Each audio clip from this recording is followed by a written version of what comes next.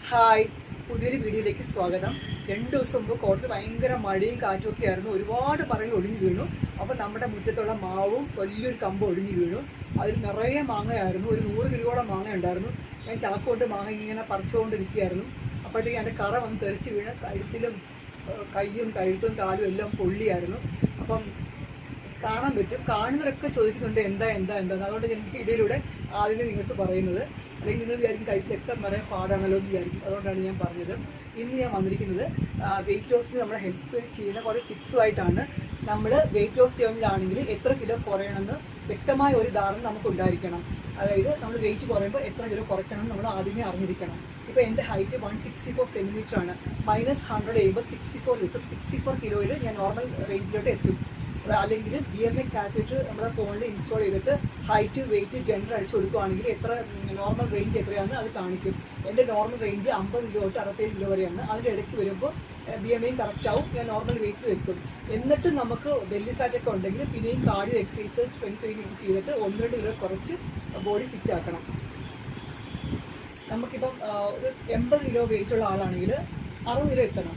നമ്മൾ 20 കിലോ കുറയ്ക്കണം എന്ന് പറഞ്ഞാൽ മൊത്തമായിട്ട് ഇങ്ങനെ ചിന്തിക്കാതെ ഓരോ കിലോ, ഈ 80 കിലോ ഉള്ള ആളാണെങ്കിൽ 79 കിലോ ആവാനാണ് ആദ്യം ശ്രമിക്കേണ്ടത്. പിന്നെ 78, പിന്നെ 77, അങ്ങനെ പടിപ്പടിയായിട്ട് നമുക്കൊരാഴ്ചയിൽ 1-1.5 കിലോ വീതം വേണം കുറയ്ക്കാൻ. അങ്ങനെ പടിപ്പടിയായിട്ട് നമ്മുടെ ആ വലിയ ടാസ്ക് നമ്മൾ ഡിവൈഡ് ചെയ്ത് ചെറിയ ചെറിയ സ്റ്റെപ്പ് വഴിയാണ് വെയിറ്റ് കുറയ്ക്കേണ്ടത്. അല്ലാതെ ഒറ്റയടിക്ക് എനിക്ക് 20 കിലോ കുറയ്ക്കണേ നമ്മൾ ചിന്തിക്കാനേ പാടില്ല. 1 കിലോ, അതാണ് 1-1.5 കിലോ ഒരാഴ്ച കുറയ്ക്കണം എന്നാണ് നമ്മൾ ശ്രദ്ധിക്കേണ്ടത്. ഇനി വെയിറ്റ് കുറയ്ക്കുന്ന സമയത്ത് ഡെയിലി നമ്മൾ വെയിറ്റ് നോക്കുവാണെങ്കിൽ ചില ദിവസങ്ങളിൽ വെയിറ്റ് കൂടുതലായിട്ട് കാണും, ചില ദിവസം അതേപോലെ വെയിറ്റ് ഇരിക്കും. ഇതൊക്കെ നമുക്ക് മോട്ടിവേഷൻ കുറയാൻ കാരണമാകും. അപ്പോൾ നമ്മൾ പിന്നെ ആ ട്രാക്കിൽ നിന്ന് നമ്മൾ മാറാൻ സാധ്യതയുണ്ട്. അതുകൊണ്ട് ആഴ്ചയിൽ 1 ദിവസമോ 2 ദിവസമോ ഒക്കെ വെയിറ്റ് നോക്കുന്നതാണ് ഏറ്റവും നല്ലത്. ഇനി വെയിറ്റ് നോക്കുമ്പോൾ ഹെവി ജീൻസ് ഒക്കെ ഇട്ടിട്ട് വെയിറ്റ് നോക്കാതെ നല്ല തിന്നായിട്ടുള്ള ഡ്രസ്സ് ഇട്ടിട്ട് ഒരേ ഡ്രസ്സ് വേണം ആ വെയിറ്റ് ലോസ് ജേർണി ഉടനീളം നിങ്ങൾ വെയിറ്റ് ചെക്ക് ചെയ്യണം. ഏർലി മോർണിംഗ് എനിക്ക് സ്റ്റൊമക്കിൽ വെയിറ്റ് ചെക്ക് ചെയ്യുന്നതാണ് ഏറ്റവും നല്ലത്.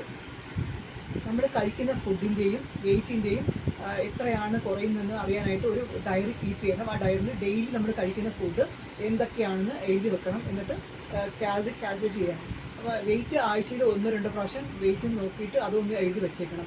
കുറയുന്ന പ്രോഗ്രസ് അറിയാൻ വേണ്ടിയാണത്. അത് വെയിറ്റ് ലോസ് സ്റ്റേജിൽ നമ്മൾ ഒരുപാട് ഹെൽപ്പ് ചെയ്യും.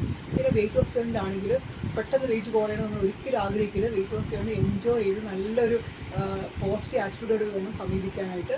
എന്തായാലും നമ്മൾ വെയിറ്റ് കുറയും. സന്തോഷമായിട്ട് ഓരോ സെക്കൻഡും ഓരോ മിനിറ്റും എൻജോയ് ചെയ്തിട്ട് വേണം വെയിറ്റ് കുറയ്ക്കാൻ. ഈ വീഡിയോ നിങ്ങൾക്ക് യൂസ്ഫുൾ ആയെന്ന് ഞാൻ കരുതുന്നു. നെക്സ്റ്റ് വീഡിയോയിൽ വീണ്ടും കാണും. അതുവരെയും ബൈ.